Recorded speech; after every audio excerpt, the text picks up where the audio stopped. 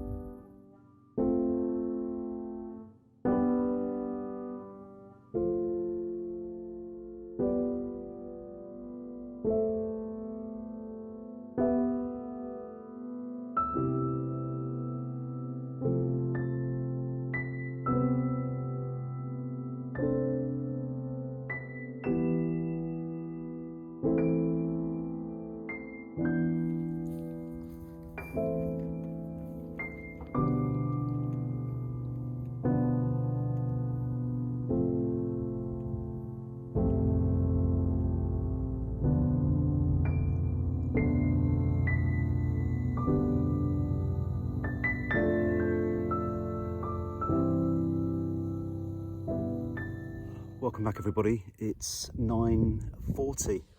I don't know where the evening's gone. Well, I'll tell you where it's gone. It's all the waiting around for people to leave.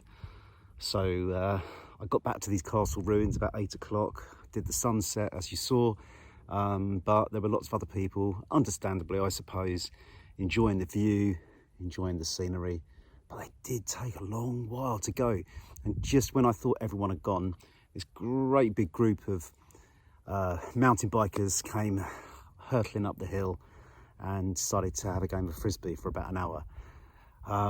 So anyway, everyone pretty much has disappeared and it was nearly dark, so we got the shelter up.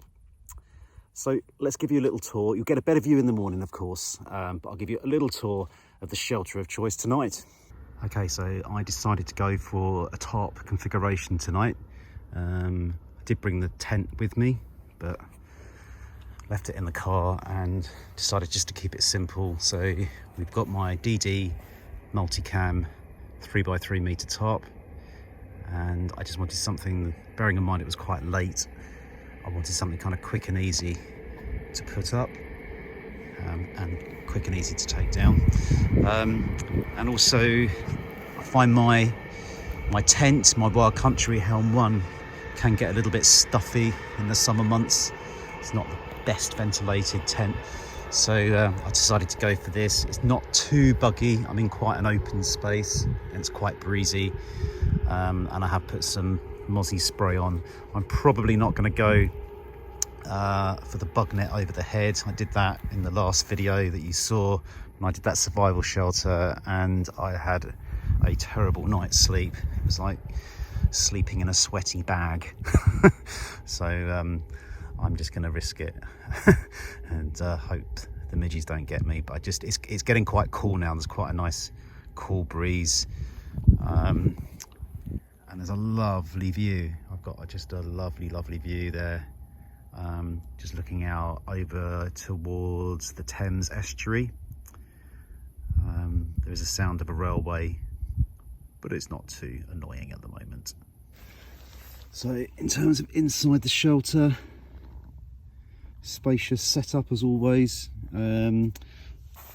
Decided to set the bed up kind of across. I usually go sort of lengthways, but decided to sort of do it across the inside of the shelter tonight. And I've got the trusty Trekology UL80, lovely mat, very comfy, and my 1 to 2 season Robin sleeping bag. I have got a bivvy bag in my rucksack if I was to need it, but it's only going down to about 14 degrees tonight, so I think I'll just get too hot in it and it'll be really annoying. So I've got it if I need it, but I'm not going to use it.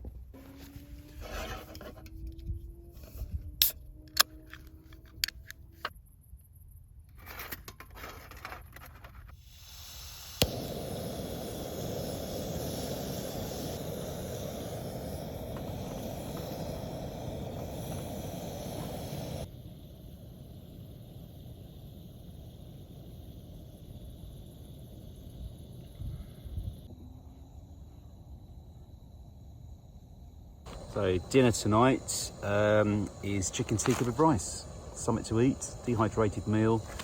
I've had fairly positive experiences of these trekking pouches, so that is dinner. At 10 o'clock at night dinner, very much needed.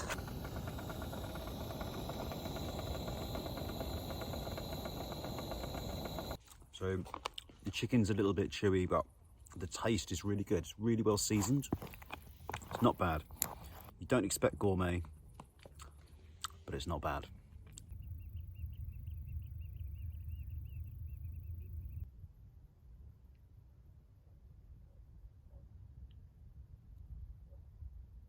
Well, I'm going to call it a night.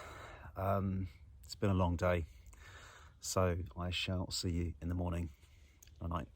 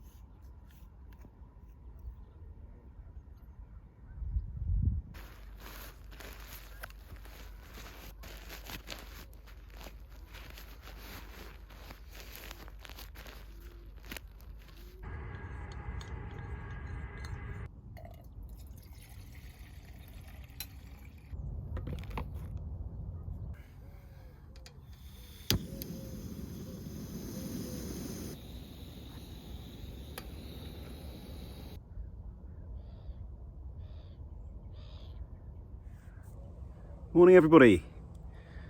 What we're doing for time? It's not even 7 o'clock yet. Yeah, not a bad night's sleep. As good as can be expected for a wild camp, I suppose. I was a little bit restless, but you know, I got some sleep, so can't complain too much. Quite a lot of condensation on the inside of the tarp, which I was a little bit surprised about, bearing in mind there's quite a bit of ventilation because of that configuration, and you don't have a door or anything like that. But there was a lot of condensation on the inside last night, and it wasn't that cold on the outside. But anyway, breakfast time. I've packed up quite early. I was up at about 5:30. I've taken down the tarp tent, everything's packed away, and I've moved myself up into the castle grounds. I think I'm sitting in one of the former rooms of the castle at the moment. I'm about to have a coffee, and I'm trying out some new coffee actually today, because Dan from Faff Coffee has very kindly sent me some of his coffee to try out. So thank you very much for that, Dan. So these are coffee bags, single origin coffee bags. The difference in these, the two big selling points, I've been told, is that they're much bigger than your traditional coffee bag that you get in the supermarket. We'll have a look at that in a minute. And they are a single origin coffee bag. So it says here, these are sourced in Guatemala. And I think the whole kind of thing behind it is called FAF, hashtag, you can see that, no FAF.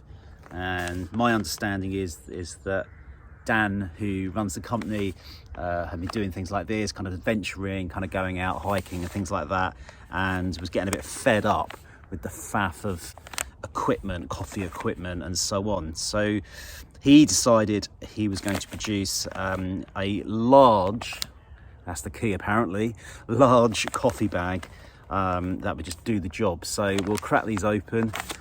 I'll tell you, I need a coffee, so I'm hoping this lives up to it. So we'll see what these are like, and then we'll have a bit of breakfast.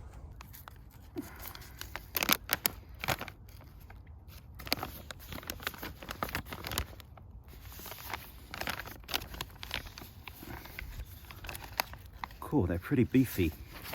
Quite a lot of coffee there. That's a good sign already.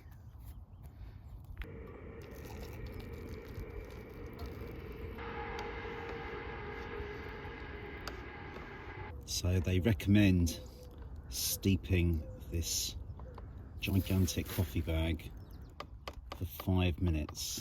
They really are massive coffee bags. Apparently they're double the size. So my verdict is that this is a very nice coffee. It is very smooth, it is very strong, so it does exactly what it says on the tin. So if you're looking for a coffee to take out while camping that doesn't involve taking any kind of equipment or bits and pieces with you, and you just want a decent large coffee, then I think this could be for you. The link is in the video description if you're interested.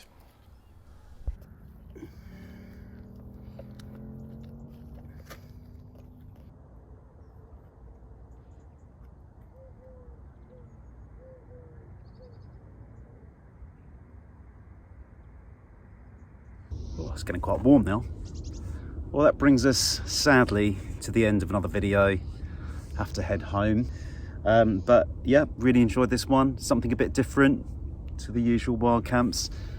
A new destination. Yeah, pretty good. When I packed up the shelter earlier, as always, left no trace. Just checked I'd left nothing behind. And I've got my rubbish here that I'm taking out. So just that reminder, whatever you bring in, always take out. Shouldn't be any trace at all that we've been here. So thanks very much for watching, guys. Really do appreciate it. If you like this video, then please hit that thumbs up button. Really helps the channel. Get in the comments, let me know what you're thinking. And if you're not a subscriber and you like this kind of thing, wild camps, outdoorsy type of stuff, then why not hit that subscribe button? But if you do decide to do that, don't forget the bell, and you get your notifications of any future uploads that I do. So thank you very much. Please take care of yourself, and I'll see you soon.